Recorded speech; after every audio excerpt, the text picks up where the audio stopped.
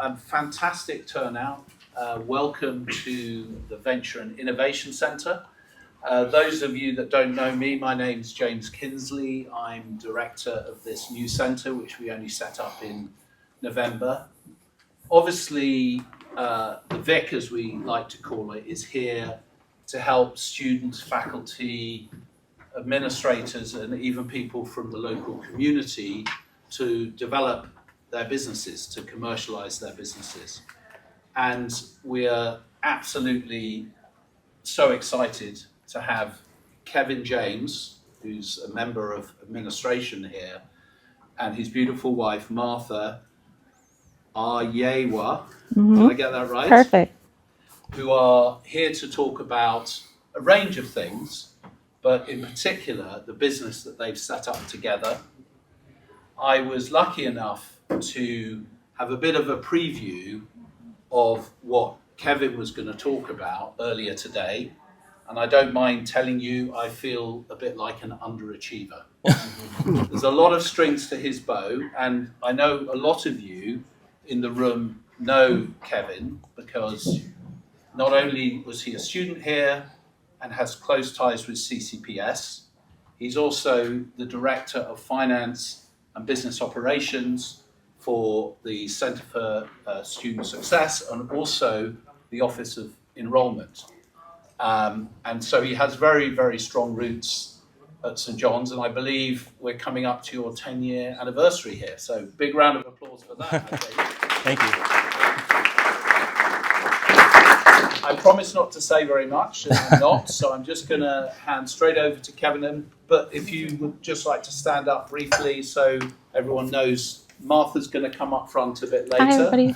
But she is Kevin's wife. So welcome and looking forward to hearing what you have to say. Well, thank you, James, and thank you, everyone.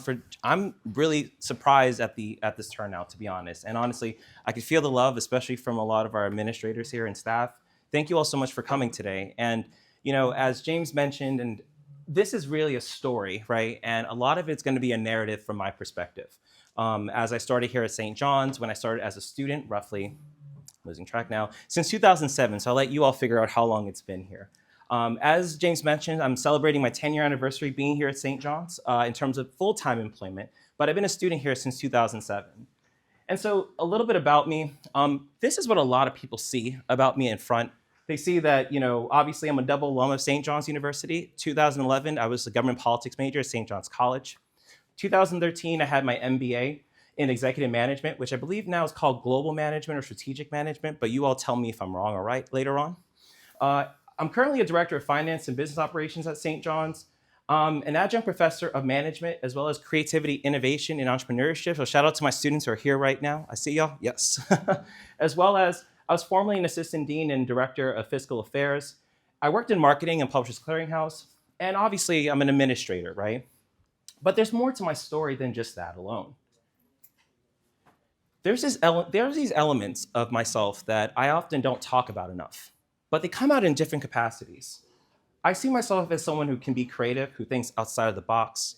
I see myself as an innovator who can take imaginative ideas and make them into practical solutions. And I can say that because I feel like when I work with the people I do work with, they usually see me as an implementer, as someone who can actually go from step one to the end, right? And then this new role of being an entrepreneur is taking those creative ideas and those innovative solutions and making them into business ventures. And that's something very new for me. But at the same time, I think I was prepared for this because of St. John's and because of the things that I was able to do here at this institution. So we're going to start from kind of the beginning. And yes, there'll be funny photos of me. Think about where do I want to go with my career? But more importantly, how do I want to foster elements of creativity, right? And so even at St. John's, my major was government and politics, but for some of us, it's kind of interesting that my minor was communication arts. And because of that, communication arts allows us to really study the arts. It allows us to actually be able to be bold, to actually try different things. And when I was there, I actually was involved with theater, actually. I actually was in musicals. Yes, I can actually sing, believe it or not. At the same time, my minor allowed me to get involved in graphic design. So I actually learned a lot of the key tools in order to develop, photos, to develop like movies and things of that nature. And more importantly, I was a lover of the music and film, right? And I love to be involved in those creative aspects as well. My heart kept tugging towards communication arts more than my government politics degree. But what was interesting is that I was also highly involved. So for some of you all, I know we have like, I believe a couple of members of student government from Staten Island, from my understanding. I was actually their secretary many years ago. I was a member of St. Vincent de Paul Society, and I was so focused on not only being involved in the arts, but also engaging my community and understanding their needs, right? Staten Island was so critical for me because I focused my attention on being as creative as possible and learn all of these different skills and tools, but also at the same time learning empathy for the communities that I worked with, both in student government, as well as working with the poor and marginalized in our communities. So it's really important that we look and see that whole creativity and empathy. And these two things are very important because as I start to get into this, and you're gonna start to see a theme that comes along with this, I started to build kind of this toolbox, right? And this toolbox started with understanding that I understand what it means to be creative and what it means to have empathy for the people we work with. Now, these things are gonna come up a couple of more times as we talk about it, but it's really important to mention that because as we think about some concepts later on, like design thinking and others, having empathy, understanding your end user and understanding the people you work with is highly, highly critical, right? Well, let's continue on this journey of ours, right? So after I had finished my first degree at St. John's, I had decided that I wanted to get another one. And of course, because St. John's is one of the most, I would say, giving places, I was able to be fortunate enough to get a graduate assistantship here. And I actually worked in CCPS. And so I started on the Queens campus, and I was an MBA student. And so for those of you all who are in Tobin who may be thinking about doing EIRP, please do it, right? EIRP is the Executive and Residency Program. And this program allows you to actually get involved in doing consulting work with businesses on the outside, right? For me, it allowed me to really understand how to do problem solving, forms of consulting, and even forms of experiential learning, right? And what was really critical was, this is Dean McCall and a few other executives that I met during the program, but one thing that I found was important for me was that as a leader, I started to realize that I had very good skills of being a leader, but the only way that I needed to test those theories out was to actually lead groups. And so I received like one of the key awards related to being an executive leader, and I was really surprised by that. But it was very critical for me to actually understand that role and to be a part of that. And what I found was that I fell in love with St. John's. In fact, I usually say St. John's is my first love, and my second is my wife, so love you too. But I'd always say that honestly, I wanted to stay here at St. John's and continue my journey here. But I'll be honest, the dean at the time, Dean Kathleen McDonald, and I know some of us know who that is, she told me, as much as you love it here, you need to get out of here. You need to go outside for at least a little time. And I was a little upset by that statement, but she was right. I needed to leave to find a little bit more knowledge. And so I ended up going to another company called Publishers Clearinghouse. Anybody ever heard of Publishers Clearinghouse? Right? Anyone who's in marketing knows that essentially it's an agency or really a company that deals with marketing on emails as well as trying to get people to win that $7,000 a week for life, right? What was interesting is that when I went to Publishers Clearinghouse, I found that I was loving the job, and I really enjoyed at least learning different things. But by a year in, I just didn't like what I was doing anymore. I was a little miserable, to be quite frank. And because I felt that way, one of the challenges that I had was really figuring out, what do I want to do with my life, right? And so, one day I met with one of my closest friends, and I consider a good friend of mine, and advisor Andrew Bola. I don't know if you guys know who Dean Bola is, and if you know who he is, you know what he does for students here. He transforms their lives. So one day on a Saturday, I came here because I was miserable. Yes, I was that sad, really. And I saw him, and he asked me, well, how's the job going? And he goes, and I go, I'm miserable. I don't love it. I want to come back. And he goes, well, if something ever opened up, would you like to try it out again? And I'm like, well, sure. So a few weeks later, I got a call, and I was invited to come back as an assistant dean and director, and not director at that point, but an assistant dean. And in this case, one thing I always say about my time at Publishers Clearinghouse was that while my time was short, I also learned a lot of things about marketing, about customer acquisition, and I'm more about creative design. So obviously these things go back into our lovely toolbox, right? We start to add in the things that we talk about with creativity and empathy, problem solving, marketing, customer acquisition, and creative design, right? So I'm back at St. John's, right, in my story, and I became an assistant dean, and all of a sudden I started to learn things related to budgeting and finance and marketing, right? But what was interesting is that back in 2016, something new happened, right? We had a new dean come on board, Dean Katia Passerini. And what was critical about Katia was that she brought something new to St. John's, which is focusing on innovation and entrepreneurship. And I see Max Hergenroth is here today, so he knows best about this as well.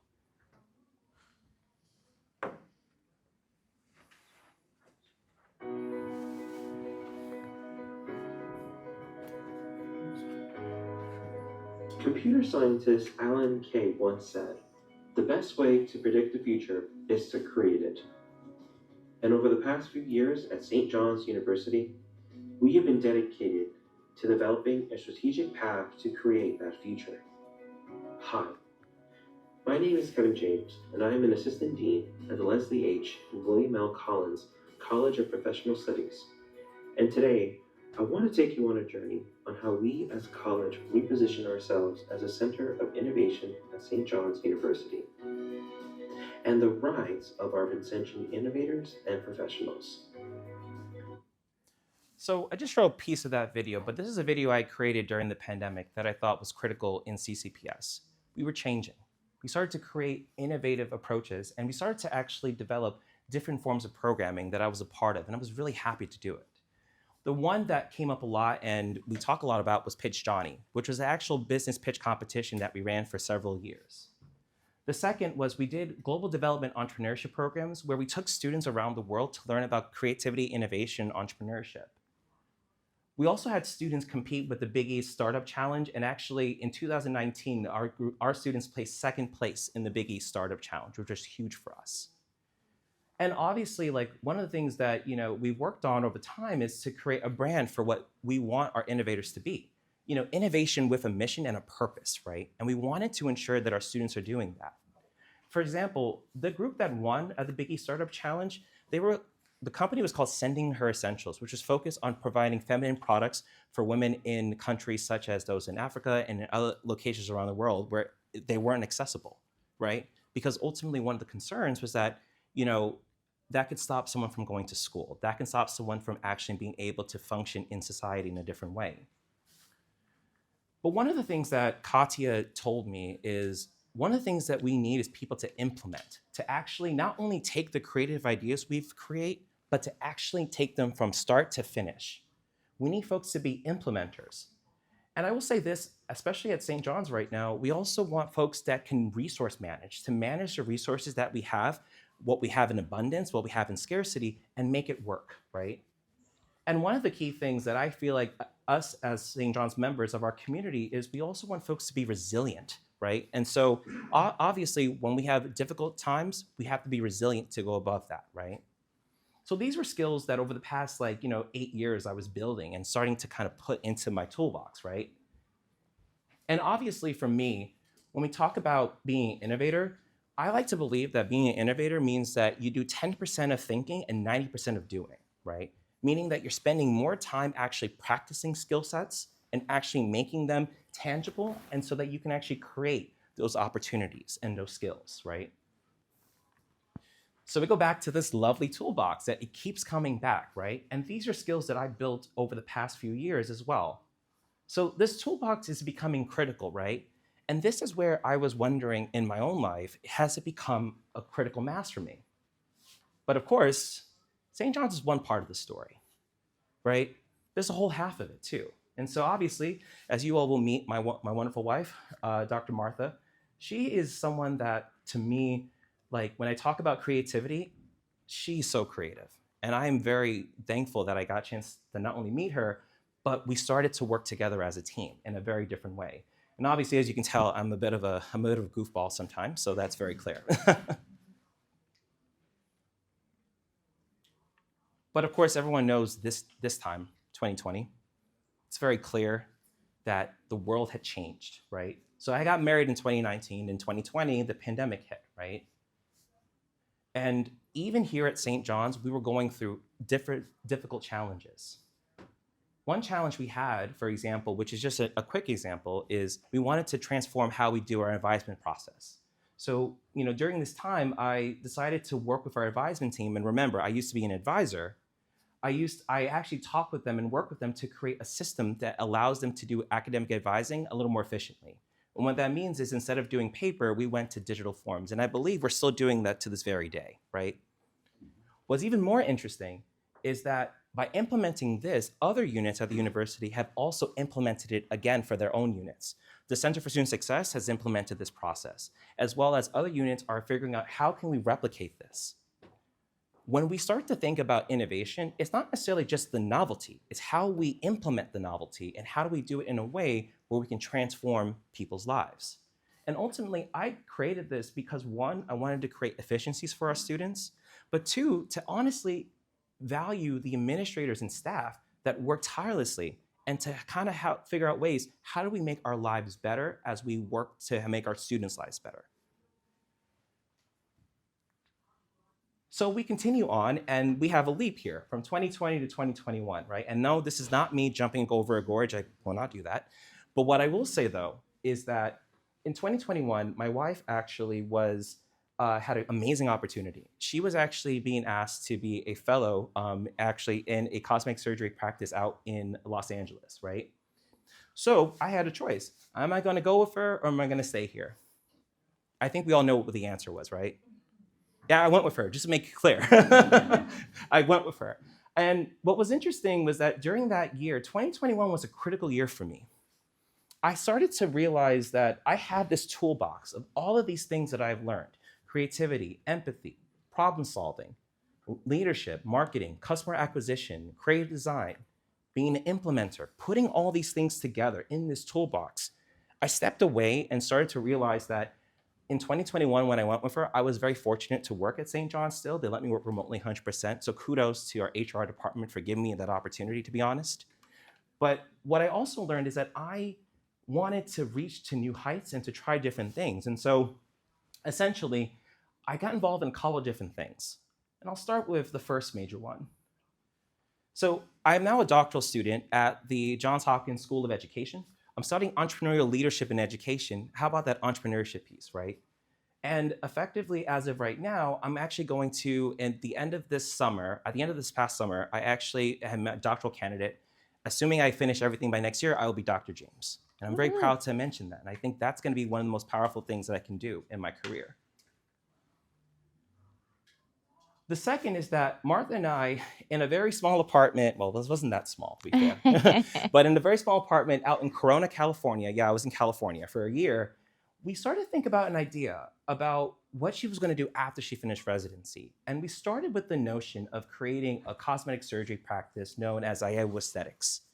IAO Aesthetics is a boutique cosmetic surgery practice located in Manhattan.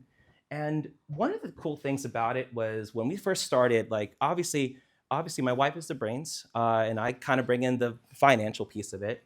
But we were also doing something called lean management. And we're very lean in terms of our business model. We were 2 people. We hired a couple of actual consultants to help us. And to be honest, even from a design perspective, remember how I said I was a graphic designer, or I became that way? I helped to design a couple of their pieces as well, because that's the skill set that I had in my toolbox, right? And obviously, as we started to grow, and we had our challenges, and we'll talk a little bit more about that during Q&A, but it became a part of the business model of how we wanted to approach. And the thing about IAO Aesthetics, which is very critical, is that IAO Aesthetics is meant to be an ethical business. And we focus our attention on ensuring that while we offer cosmetic surgery, one is we will not do anything that is unsafe. We will focus our attention on ensuring that we offer value to our customer. And ultimately, we will not push in order to make to try to change someone's body completely. Martha will talk more about that because she is a doctor, not me. But essentially, we created that. And Martha and I as a team have always talked about what skills that I bring versus what that she will bring to this table as well. And of course, The history and story of things that I've done in terms of innovation at St. John's led me to create, with Dr. Luca Yandeli, our book, Design Your Business, A Creative Pathway to Transforming Successful Ideas into Products. And one of the cool things about this book is that the book also comes from a place whereby we are actually talking about our story. So Martha and I, our story about how we started AO Aesthetics is also in this book. We also have a lot of the theory, especially about design thinking, that comes from Luca. So the book became kind of the theoretical with the practical. We want to make sure that we had a balance of all of this in this book. And to be honest, it was one of the coolest things that I've ever done. I never thought I would write a book, to be honest. But I honestly would say that with Luca's help, anything is possible. So if you ever get a chance to meet Luca, say hi and just tell him, read the book. I think it's amazing to kind of get into those pieces. And to be honest, one of the things that comes to mind that a lot of people have asked me, well, like, how do you like balance all of this, right? There's a lot of things going on in my life and probably too much when you think about it. Well, my wife and I also spent a great deal in time trying to understand mental health and well-being, right? And so my wife actually has started through IAO Aesthetics a new mindfulness with Martha channel. So we actually do meditations through this channel, as well as in the past year, I've started focusing my attention on creating a platform focused on mental health and well-being for Black men, right? Because it is a constant issue. It is something that we should be focusing on. And mental health in general is something that I'm very passionate about too as well. Of course, I'll say this, that in the next month, I'm also going to be looking to release my first ever film as well. An introspective and autoethnography about like my life and also a little bit about my experiences in mental health. But I will say that all of this to say that really at the end of the day, our goal ultimately is to work hard, but to also take care of ourselves in the process, right? And I do think that to a certain degree, when we're young, especially me 10 years ago, I thought I was invincible. I am not invincible. My body hurts sometimes. And it's sometimes exhausting, but I also recognize that it's okay to rest, right, in this process. And then, finally, I would like to just end with something a little different. I want to leave you all with something that will show that it's important to be authentic in everything that you do, right, in life. And more importantly, as you start to build things into your toolbox, you start to understand who you really are and how you can use those tools, right? And I think my wife is looking at me because she knows what I'm going to play as well. So let's see what. Thank you all so much. So I think at this point, we're just going to open up to some Q&A, but I wanted to invite my wife, Dr. Martha, able to come up with me. And so it'll give you guys an opportunity to talk about anything you guys want in terms of Q&A, and that's what we're here for. So I'm gonna move this. Can I just move this? Yeah, can we just move this around a little bit? Sorry. All right, we're just gonna leave that like this, and then we're just gonna sit right here. So, Hi, everybody. Yeah. So, does anyone have any questions? Yes. So, when you were talking about when you were younger in your entrepreneurial journey, that you realized that you thought you were invincible, but later on you realized that there's moments where you have to take time to worry about your mental health. What would you say to your younger self starting your entrepreneurial journey? What were some things that you learned today that you wish you would have told